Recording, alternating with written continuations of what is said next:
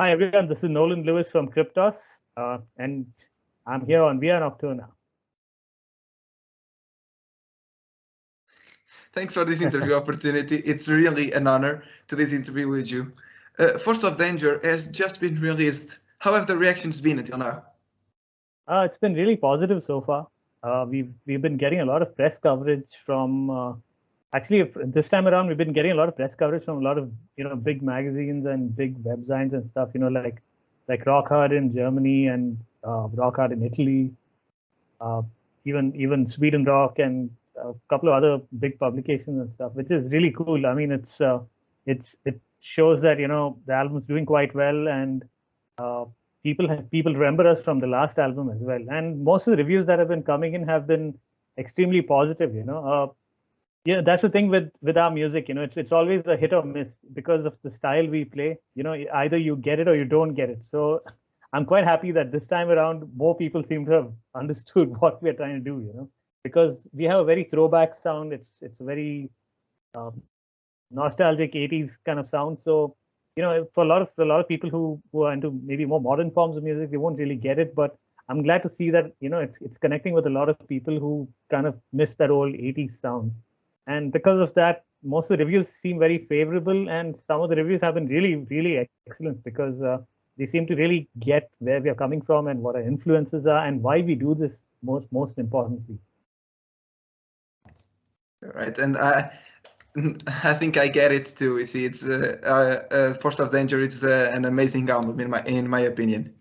Now, Kryptos are from India. And India's metal scene is not very well known in Europe. How did you manage to succeed? What do you have different that other bands from India doesn't really have? Oh, that's a good question, actually. The thing is, we started out really early. We started out in the late 90s in India, and back then there was really nothing. There wasn't really a metal scene. There were just a few bands in different cities. Most of the bands back then just played covers. But we weren't that kind of a band. We always wanted to write our own music and release our own albums and stuff. So it was very difficult back then, but we always had this. We were always, we always wanted to just release our own music. Sure, we played covers when we started out, but then over time we started writing our own stuff, and we thought, yeah, we're getting pretty good at it. So let's start recording, and we saved up money and we recorded in like a really shitty studio and stuff. And yeah, we released our first album in 2004, and then in 2008 and 2012, and things start snowballing from there. We started getting some attention from abroad because we started sending out our albums to publications and review sites and zines and stuff like that. And around 2012, AFM Records, they got wind of us and they asked us if we want to sign with them. And we were like, wow, yeah, awesome, definitely. Because that was a big stepping stone for us to get signed by a major label. Back then also, I think in 2010, we did our first European tour. It wasn't really a tour. It was like maybe 4 or 5 gigs across Europe. But the thing is, we were the first Indian metal band to actually do something like that. No Indian metal band had stepped out to go on tour, or we didn't know how it worked. We didn't know what to do. So we were kind of just, winging it. We went on tour. We made a lot of mistakes. We learned a lot of things and we got wiser. But the thing is, once we did that, we were like, yeah, we need to go back. We need to keep going back. And it kind of really motivated us to keep releasing albums and getting out on tour, supporting these albums. And especially around after 2015 or so, we were like so into it. We were touring almost every year. We were releasing albums like every 2 years after that, 2016, 18, 19, and now in 2021. And our tours are we're getting more and more gigs in Europe. Our dates are filling up. People are writing into us. People are remembering us, and it's fantastic. I think it's what separates us from most of the other Indian bands is our music is, we love music that much. We love what we do that much, we put aside so many things. We make so many sacrifices just so that we can do this. A lot of other bands, they're not willing to go the distance. Over here, it's life gets them down. It's life is tough in India, and it's up to you. If you really want to do this, you literally have to sacrifice an entire year just so you can go for a month on tour, or get in the studio for a month and release an album. So we are willing to make that sacrifice. And if other bands were willing to do that, they would do as well as us. In fact, right now there are a few bands who are actually putting in the effort and getting their music out there, getting on tour and things like that. So I think in the next 5 years we'll see more Indian bands coming up. And in your opinion, are there any other more Indian bands that deserve to be better well known? Yeah, absolutely. That are still in the underground and that deserve to be to come out. So it's kind of an active scene. Yeah, the thing is, there are a lot of bands in India. Like there are tons of bands, but many of them, they don't last very long. They form and they break up maybe in 3 years or 4 years or something, because they don't have the motivation to go on. But there are some bands. For example, there's a band called Amorphia from pretty close to our state. They play thrash metal like Sodom, and they're really good. They're amazing. They recently did a small tour of Japan. I think they were the first Indian metal band to ever go to Japan. And if anyone loves early Sodom, Persecution Mania type Sodom, they love these guys, and they're very genuine at what they do. Then there's another band called Against Evil who also live pretty close to us. They've toured Germany of Europe a couple of times, and they've also released a few albums. They're also very good, really good, straightforward heavy metal in the vein of like Judas Priest and Manowar and stuff like that. And there are some very good death metal bands around. Also from our city, there's a death metal band called Moral Putrefaction. I think they're due to release an album soon. And yeah, there are a bunch of other bands across India. Not many of them are actually gone out on tour or anything. But I think in the next few years they'll all start picking up the pace and start getting out there. And maybe reach the level that you are already in. You were born in 1996, and in 1998 you changed your name. Why did you change it? No, actually, we started Kryptos started in 1998, but before that me and our bass player Ganesh, we were in another band. So it wasn't a name change. It wasn't a name change. It was we were in another. All right. Yeah, and that band broke up, and then the two of us decided to form Kryptos after that. Nevertheless, your first record was only released in 2001. Why did it take so much time to release it? Actually, our first record came out in 2004. So in 2001, we just released a couple of songs on a compilation and stuff. But back then, like I said before, India didn't really have good studios to record at. The recording facilities were pretty terrible. We didn't have good equipment. Our instruments were shit also. So, there were a lot of factors. And also we were just trying to figure out our sound. We were just writing songs. We didn't really know what direction we were going in. And if you listen to our first album, which we released in 2004, Spiral Ascent, it has all kinds of influences, And as you can, if you listen to it, you can tell the production's quite shit. Because we didn't have much money to record it, and we did the entire album in like 5 days or something. So, and the songs are kind of, they have all sorts of influences from thrash and doom and death and all sorts of stuff. We didn't really know what we were doing, so that's why we just threw whatever we felt into that album. And back then, things were very difficult. It wasn't like, we even communicating with each other was difficult. There was no internet, there were no phones, there was no nothing. So, and there was also a good chance that, whatever you recorded, because the equipment was so bad, whatever you recorded wouldn't turn out very well. But luckily it turned out okay. But yeah, those are big, those are the big reasons why a lot of bands never really recorded anything or put it out there, or they took really long to do so many things. And up to 2005, you were only Kryptos guitarist.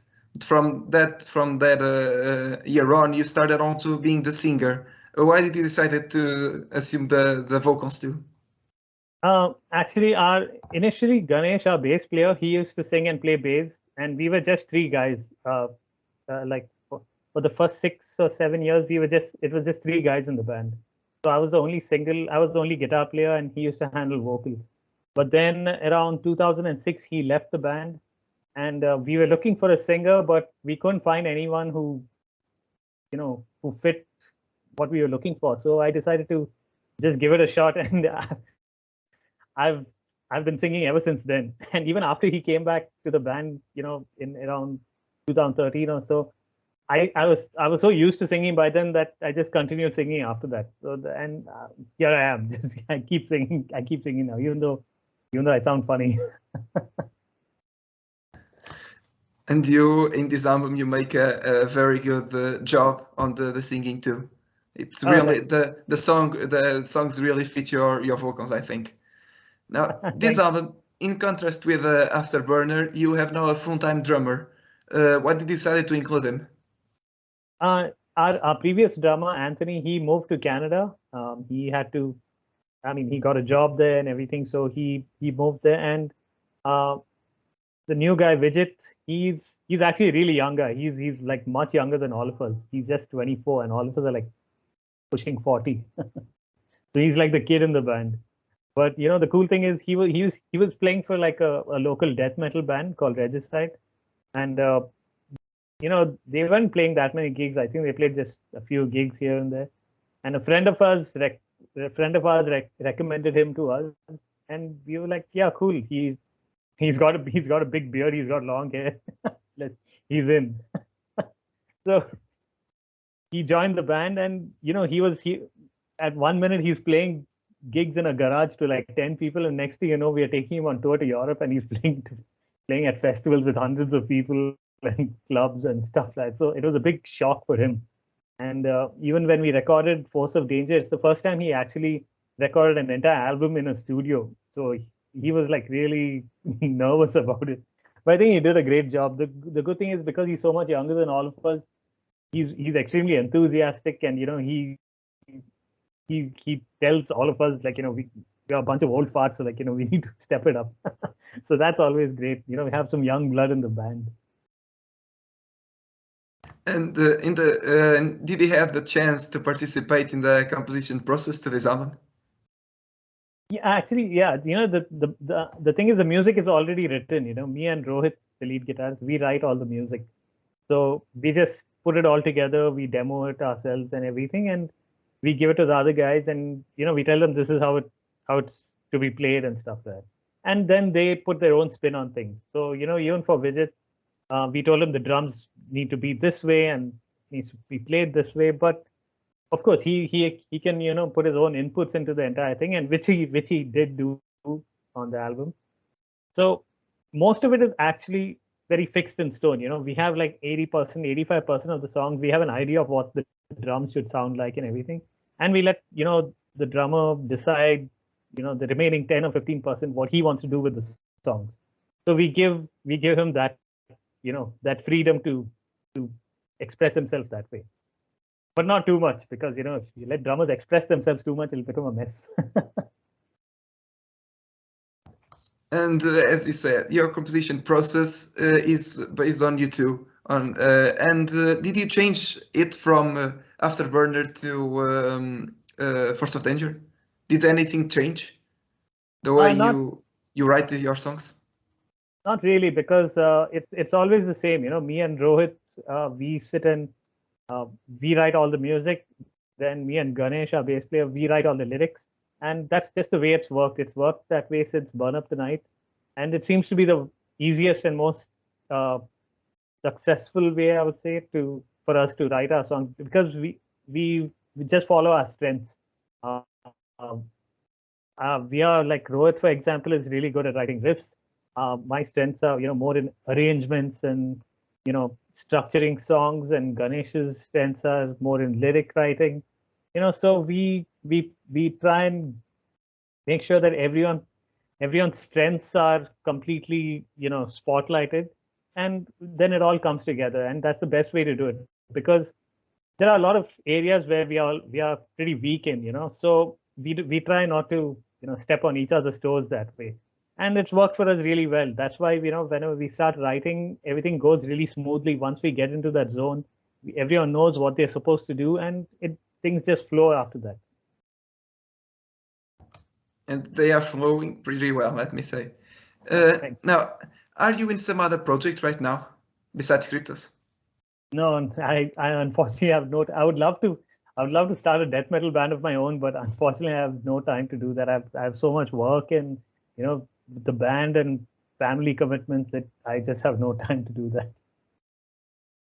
And with Kryptos, you have now almost 25 years of career under your belt. What can the fans still expect from you? More of the same. I mean, we are not, we are kind of like an AC/DC kind of band. We don't have any big surprises or anything. What you heard on the last 3 albums is probably what you're going to hear on the next, how many ever albums that come, because that's the style that we play. That's the style we're most comfortable with. So if you like that style, you'll love what we're going to put out in the future as well. I don't see us drastically changing our style. I don't see us drastically doing anything that different.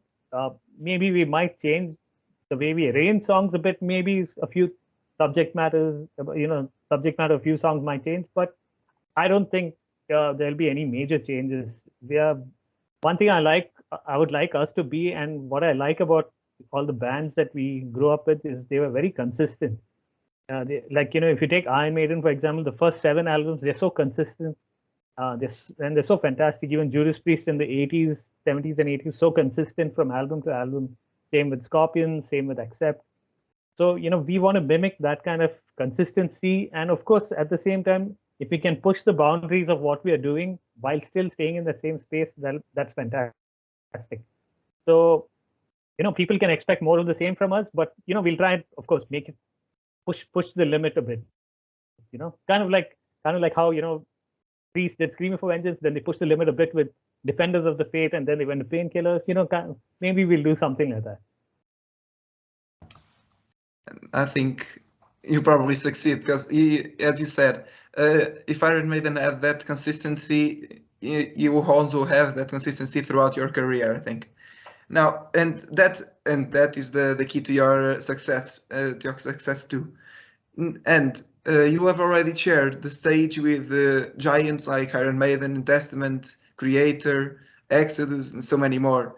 Which is the band that you would love to share the stage with that you haven't shared yet? Because, I mean, Judas Priest is my favorite band. I would love to do it. Unfortunately, I don't think that'll ever happen. But, there's so many bands. I mean, of course, Accept is one, and Saxon is another one. There's just tons of bands I would love to share the stage with. And, we toured a few times with Death Angel and Sacred Reich, and they were such nice guys. They were like really great, and I would love to tour with them again. Especially the guys from Death Angel, they were super nice guys. So if that ever happens, we'd love to do that again. Speaking of tourings, which are your touring plans for this album? Is Portugal included there? Yeah, that's the thing. We had a tour planned for 2021, for 2020, which got cancelled because of the pandemic. We pushed it to 2021 in November, but because of COVID in our country and stuff, we can't travel. So we have pushed it again to 2022. And I hope so. We are working on a separate tour of, Spain, Portugal, France, that entire area. I hope it happens next year, but if it doesn't happen next year, it'll definitely happen in 2023, because we haven't explored those countries and we would love to come there. So yeah, we'll definitely make it happen in 2023 if all goes well next year. And I'm very looking forward to your show. Well, Nolan, that's it. Thank you very much. Would you like to send any message to your Portuguese fans? Yeah, thank you so much for all your support. Your support means the world to us, and we will come to your country as soon as we possibly can, and we would love to play for all of you. And me being a huge Liverpool fan, I'm a big fan of Diego Jota. So, so there's a connection right there. So yeah, hopefully one day we'll come there and, we'll party with all of you. All right, that's it. Thank you very much.